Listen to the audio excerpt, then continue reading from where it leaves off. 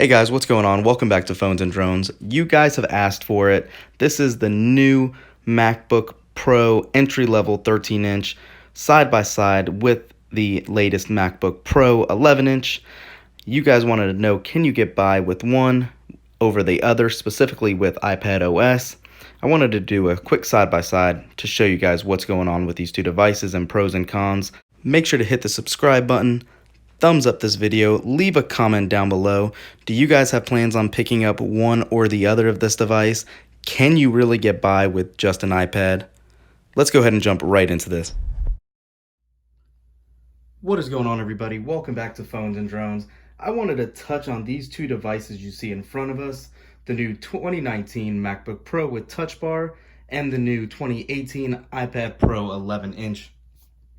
First things first, as crazy as it sounds, to compare a tablet and a MacBook together, these two devices almost fight in the same weight class now. Depending on your configuration on the new iPad Pro, you can meet or exceed the price of the new MacBook Pro, which is definitely pretty crazy if you think about that. Totally different operating systems, obviously, totally different use case scenarios.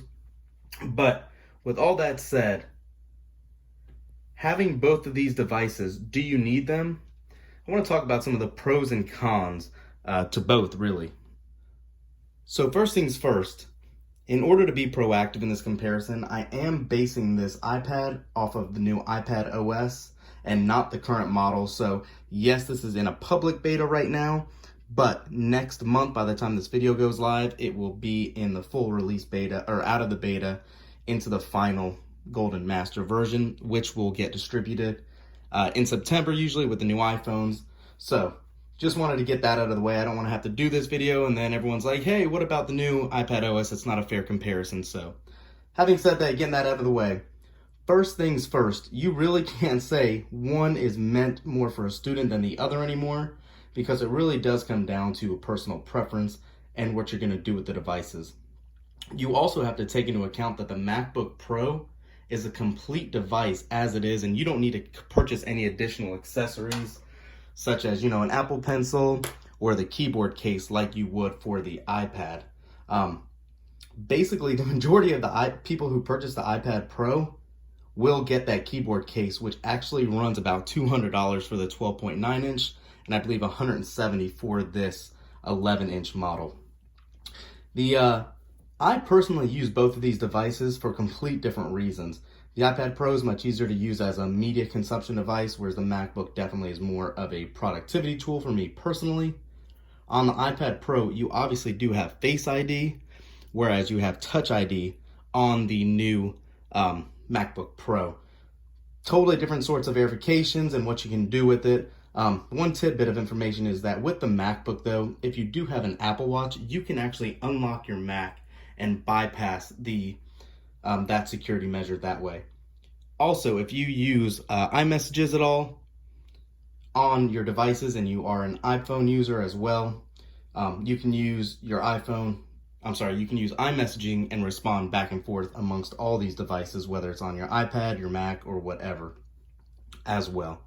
Just wanted to throw that out there for you guys. There used to be a huge advantage of getting the MacBook over an iPad if you needed mouse support or external drive support or even desktop browsing. With this update for the new iPad Pro, the iPad OS, if you want to call it, that's all available now on your iPad. So if you needed more convenience, you can actually now sync Bluetooth controllers, keyboards, mice, external storage all together. And you can finally do it on the iPad. That is a huge advantage now to getting one of these newer devices.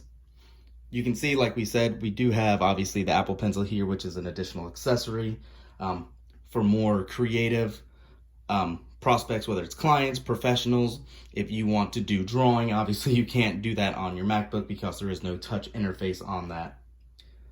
Finally, the iPad Pro has actually gotten away from the Lightning connector to USB-C, which is huge. It is allowing some of those changes as well.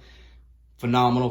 Finally, Apple got smart, and they knew that that is what their prospective purchase and customers will want. Obviously, you do have that support on the MacBook Pro as well. You are getting 2 USB-C ports on this instead of just 1. You also do get a little higher output on the MacBook Pro. It does have Thunderbolt 3 support, so keep that in mind. You still can push out a 4K display on the iPad Pro. However, it is capped at 4K, whereas you can push out a 5K resolution external monitor if you want it as well. From a pure cosmetic standpoint, clearly the iPad has a much better display, and the bezels look much better now, finally, whereas opposed to the MacBook Pro looks a little dated. Definitely a huge advantage for the iPad in this regard. One other huge difference between these devices is obviously the cameras. This is definitely a forgotten about feature on the MacBook Pro. It's went forever with this junky FaceTime camera.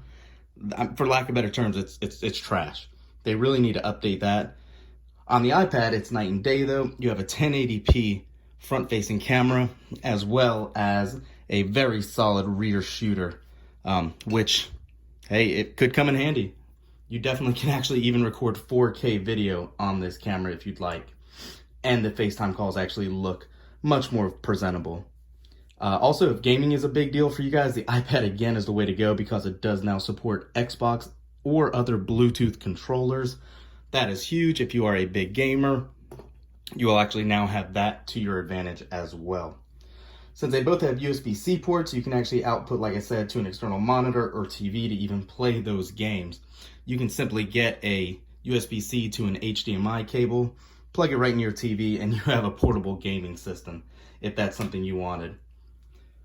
That is a lot of the main topics. Both of these have phenomenal sounding speakers. Obviously, you have your quad speaker setup on your iPad, as opposed to your dual setup on the front of this MacBook Pro. A lot of people kind of knock the touch bar. I am pretty impartial to it right now. I haven't really seen a ton of great features for it. Obviously, the secure chip with Touch ID is a great addition for making purchases via Apple Pay or whatever. But aside from that, the whole touch bar is a gimmick right now. Not a lot of developers have really taken it on, whereas opposed to this rich interface on the iPad, the Apple Store that's obviously well built out for years now, you just have a lot more variation and options on what you can do with these devices. Comes down to personal preference, guys. I don't know about you. You don't need both. I really feel like you can make this your daily driver if you wanted, since they've come up with all these new tools for you on the new iPad OS. But what do you guys think? Do you need 2 of these devices? Do you care about either one of them?